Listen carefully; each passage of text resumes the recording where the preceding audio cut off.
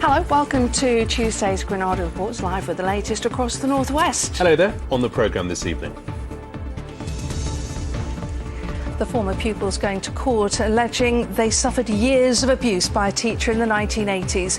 One is speaking out in the hope that more will come forward. It was just kind of all brushed under the carpet, destroyed my life, my younger life.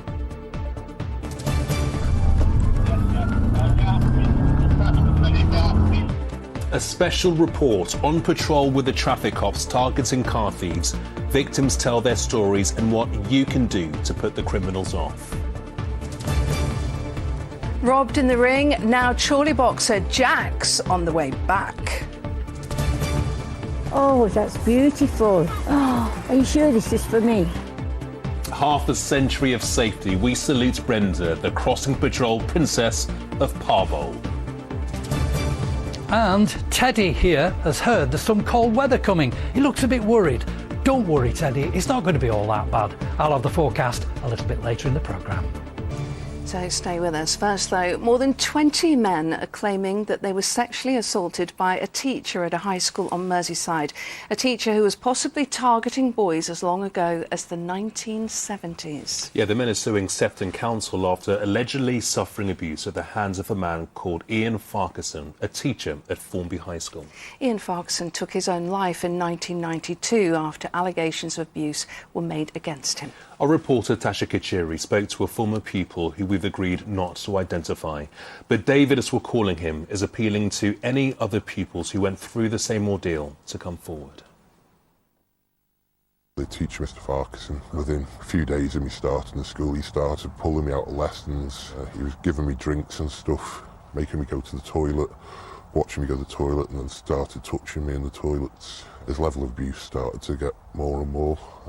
And then in May of that 1992, he tried to basically do more. David has levelled allegations of serious sexual abuse against former Formby High School teacher Ian Farquharson, who served as head of lower school. He said the abuse started when he was 11, when Ian Farquharson visited his primary school to discuss his additional needs. It went on for over 2 years. He tried to rape you? I felt dirty and I just couldn't really tell anyone.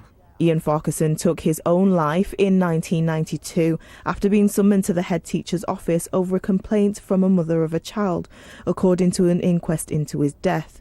That complaint came from David, now in his 40s, who told his mum what had happened. It was just kind of all brushed under the carpet. It destroyed my life, my younger life. I've tried committing suicide a few times.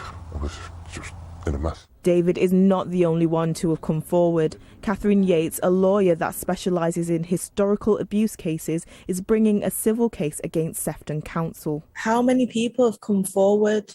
25, and I think there's a lot more. He was definitely abusing in 1978, and then he carried on as head of lower school until 1992. He had the ability to take children out of class, take them into his office, under any kind of pretext, really, because he had a very powerful role in the school. Some people say it's all sorted, he's dead, why are you even bothering? Yeah. What would you say to them? Till it's happened to you. I can't even go to a public toilet myself, even at this age. I just freeze up and panic. And it's affected my whole life, even to this day. And what do you hope to get from speaking out? Closure. They just need to get it out there that he did this. Formby High School said the allegations are appalling and their thoughts are with the victims. They went on to say no one who was at the school then is there now, and today safeguarding their students is of paramount importance and they have extremely robust policies and procedures in place. Tasha Kachiri, ITV News, Formby. And we contacted Sefton Council for a statement on that story, but they declined to comment at this time. 5 people arrested in connection with an unexplained death in Merseyside have been released with no further charge. A man's body was found on Smallridge Close in Pensby at the weekend. Police are not looking for anyone else in connection with the incident. Well, next this evening, do you know anyone who's had a car stolen in the past 12 months? Because next we have a special report into the work being done to catch car thieves who are causing so much misery. In Greater Manchester alone, it's estimated vehicle theft has shot up by almost 30% in the past 12 months. And the police are sometimes accused of not taking car theft seriously enough. Well, in Greater Manchester, the force has created the Tactical Vehicle Intercept Unit. It's aimed at tackling the organised criminal gangs stealing vehicles around the region. Yeah, they gave us a look into the work they do night in, night out. Jamal Williams-Thomas went out on shift with them.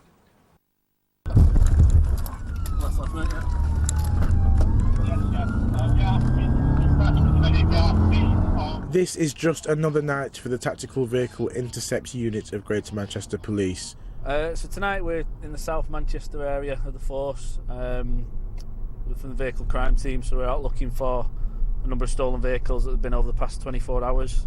There has been over 25,000 vehicle crimes recorded in the last year in Greater Manchester alone. Of these, almost 7,000 were thefts, a 26% rise on the previous year's numbers. The TVRU's main aim is to target organised vehicle crime in the region. There's a job just come in where 2 vehicles have just pulled up.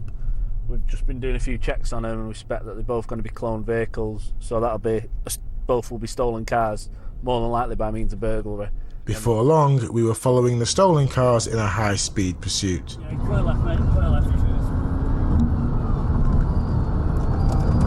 It came to an end after a police vehicle came into contact with the stolen car.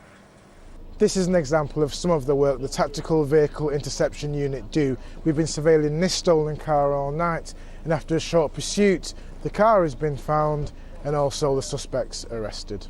With burglary and vehicle theft, as well as being an inconvenience, it can leave the victims frightened and often scared in their own homes. Elaine Roscoe was approached by thieves outside her home after returning from work. Shut my driver's door, walked around the back of the car, opened the passenger side door, leant in to grab my bag and my letters, and I heard these sort of feet running. And then I heard one shout, "Give me the keys, give me the keys." He sort of grabbed hold of me, was trying to get the key off me, I was trying to keep hold of it. This CCTV shows Elaine trying to fight them off, but they get away. 15 minutes later, the car was found abandoned thanks to a tracking app. Elaine has since installed an immobiliser to ensure thieves can't get away. Right, so I'll start the engine. So once I put the car in gear, without putting the code in, engine cuts out. We will go out on patrol, and sometimes it's speculative. We will try and get lucky, if you like. We'll go into areas where we know vehicles are being stolen, but on occasion we do get intelligence where we have a good degree of confidence that we will get a result. I've had numerous people show me the CCTV that they've shown you of their cars being stolen and have simply said you've done nothing about it. What would you say to them? Please still report it to us. Have some confidence that we will investigate it, but also have a degree of confidence that in the background we are looking at the bigger picture. We are trying to catch these people. We may not get an individual result for your burglary, but we need to know about your burglaries. We need to know about crime so we can map where these offences are taking place. Greater Manchester Police say although they may not always be seen, the work going on in the background will continue to bring success with catching organised crime gangs. Well, Jamal's with us now. You were in South Manchester there, but this is a problem right across the region. That's right, it's not just a problem in cities, towns, rural areas, motorways as well. The M6 runs right through Lancashire, Cheshire, Greater Manchester, and also the Midlands, and ends up in Cumbria as well. So it's a very favoured car route for these thieves. So I spoke to an inspector at Cheshire Police who tells me basically the simple message is that car thieves are not welcome in the area, and they've actually implemented a new thing called Operation Yellow Card, much like sports really. They'll have a look around, they'll survey the area, see if any suspicious activity, they'll give them a yellow card and say if you're in this area again, the punishments will be way more severe. And what tips should people now be following when they are thinking about securing their vehicles? There are many things that people can do, ranging from the simple stuff to the more expensive stuff. Locking your doors is one simple thing. A lot of people forget to even do that. Taking valuable things out of view to kind of deter thieves, and they won't really bother. Immobilised, as you saw in that piece just then, thieves will try to get away and the engine will just completely shut off. It's more expensive end of things, you know. The Faraday pouch is a great little thing. It's a little pouch. Put your key in it and it blocks the radio signals so thieves can't intercept that signal and open your car from distance. Be aware of your surroundings. If you park in a public car park or anything like that, have a look around. Is there any suspicious activity? Anybody with weird kind of electronic gadgets that look like they're trying to get into people's cars? Yeah, be very vigilant. Trackers, again, as you saw in that piece, they can be very handy at the retrieval of cars once they have been stolen, and there's a very, very high success rate in retrieving those cars. Bollards as well, a lot of people are now opting to get removable bollards at the front of their drive so thieves don't really bother then. If you're away on holiday or away for a good, you know, piece of time, try and park your car somewhere a bit more secure so thieves aren't watching your house. Yeah, great advice, Jan. Thanks very much. Next this evening, we're going to see what is coming up on the ITV News at 6:30 with Mary. On the programme, as the first fines are issued over lockdown rule breaking in Downing Street and Whitehall, did the Prime Minister knowingly mislead Parliament? We have reaction of those who lost loved ones to COVID. I should have banged that door down in the hospital and said I'm seeing my husband because they broke the rules and got away with it. The Queen did attend the Duke of Edinburgh's memorial service, choosing to arrive with Prince Andrew at her side. The Chelsea owner Roman Abramovich appears at the latest round of negotiations between Russia and Ukraine after reportedly being poisoned at earlier peace talks. And we are just hours from tonight's concert for Ukraine. Well, do join me for those stories and more at 6:30. Thanks, Mary. Now, as you're watching this, a group of 4 men from the Wirral and Chester are making their way to Nepal for an attempt on Mount Everest. We've been following the Try for Life team's training and preparations over the last few months. It's actually taken them 4 years to get in shape for the climb, and Tim Scott went to see how they were feeling on the eve of their big adventure. As you can see, the weather is absolutely dreadful. It's blowing a hoolie. On the main, on the mountain, come on up. 4 years of hard training, and now it's time for the big one. The Try for Life team are finally getting their crack at Mount Everest. 4 years ago, there must have been about 15, 20 guys trying to commit to it. It's finally whittled down to the 4 of us. This is the biggest thing that I've ever done and likely I'm ever to do. Looking forward to the expedition and the excitement. The time's actually arrived, we're well prepared for it, and we're desperate to get out there really and get on with it. We last caught up with the team after they'd spent 4 weeks in the Himalayas last year, getting used to climbing at altitude.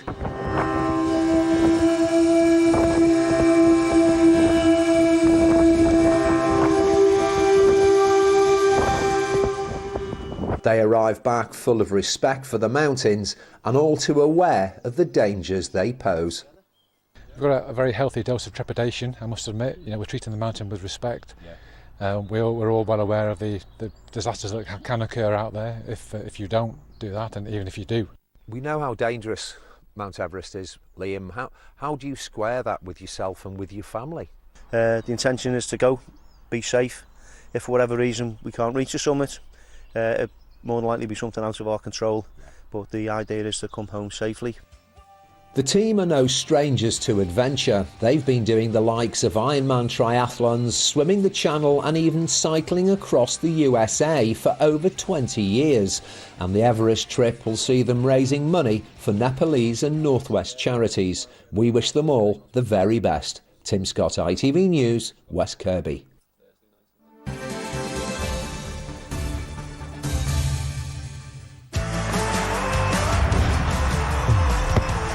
Getting that winning feeling.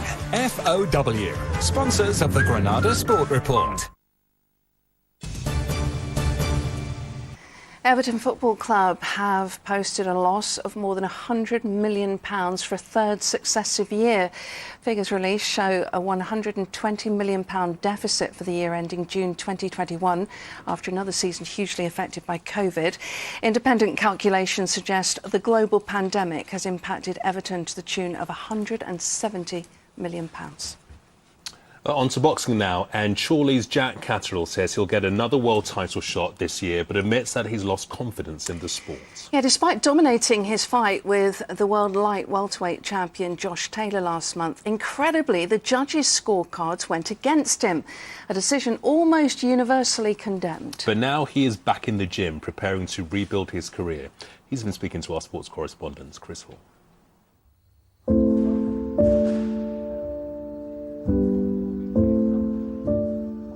What do you do when everything you've ever worked for feels stolen from you? For Jack Catterall, getting the gloves back on is the only way to put his lifelong dream back in his hands after one of boxing's most controversial results. That couple of minutes before the decision was read, there was zero doubt in my mind that I won the fight. I was kind of celebrating with my coaches. I was on cloud nine. It was a nice feeling knowing that everything that we'd worked on had paid off. So for that small time, I was on top of the world. And how did that compare to after the decision? Literally didn't have any words, went back to the changing rooms. I'm not a very emotional person, but I had a little cry in the changing rooms.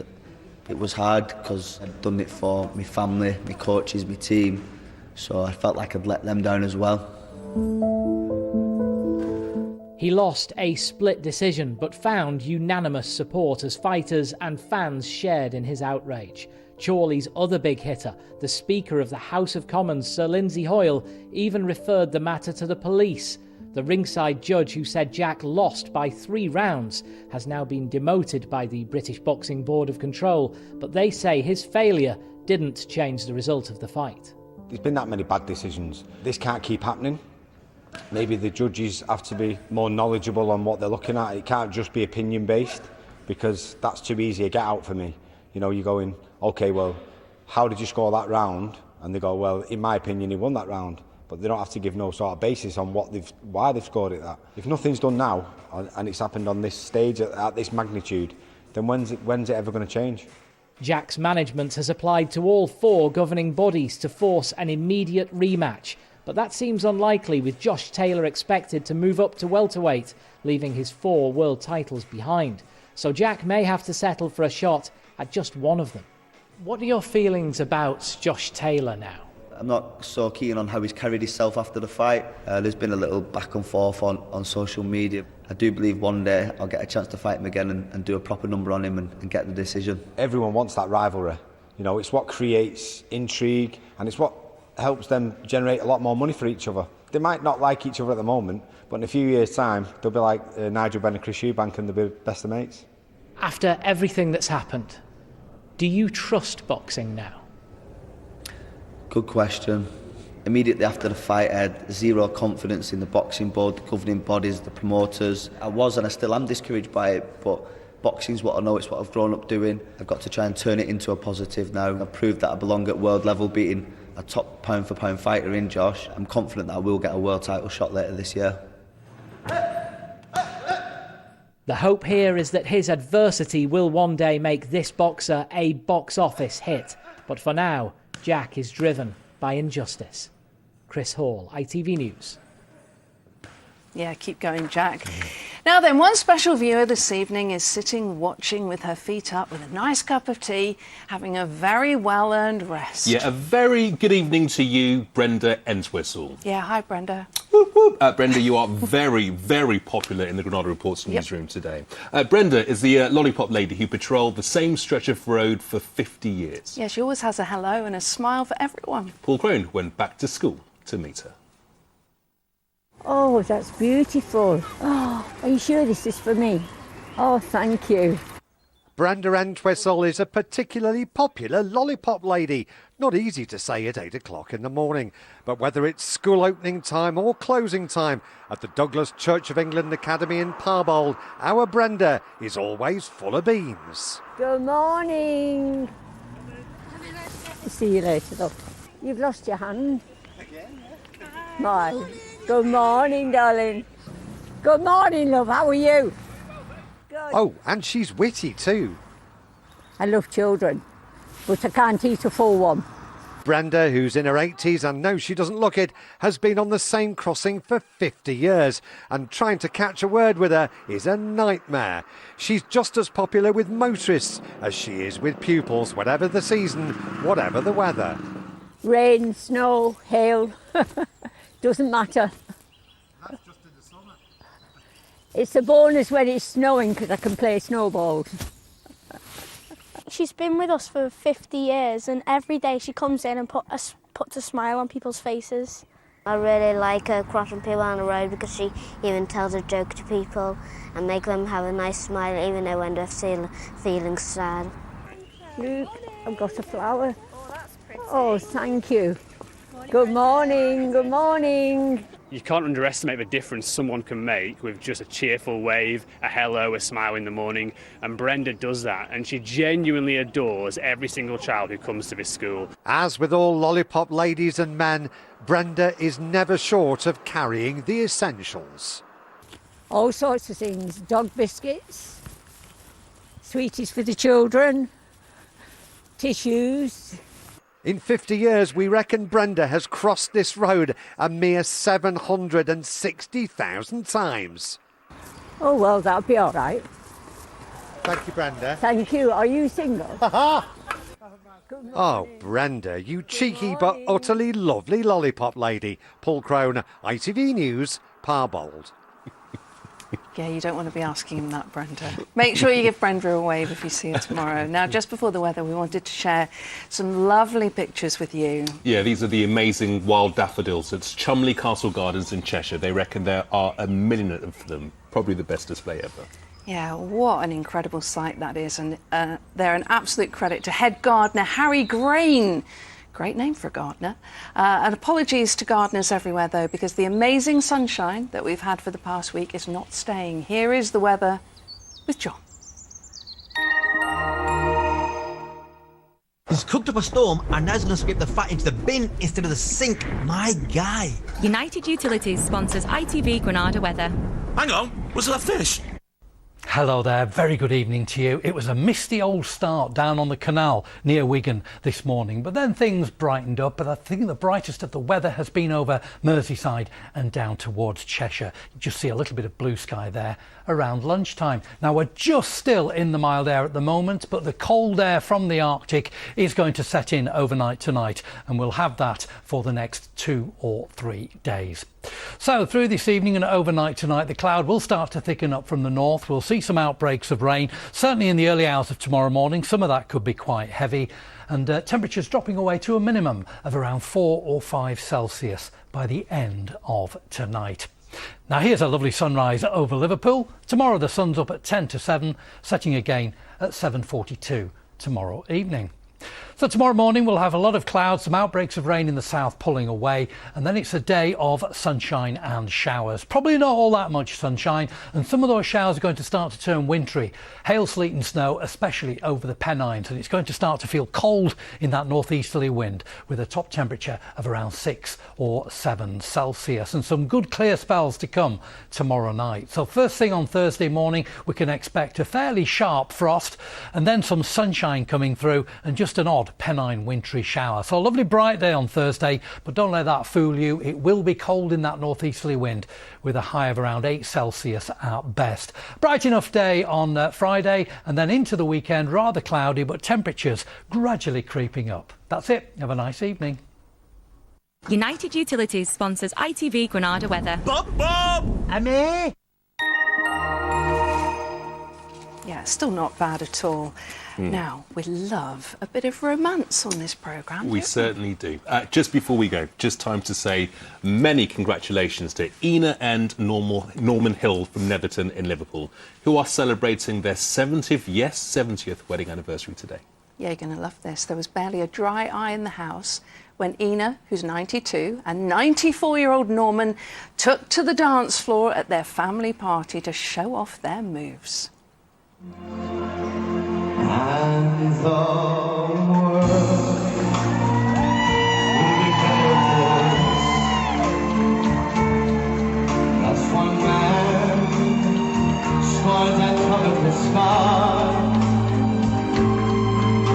just roll with his last ounce of courage to reach the unreachable star.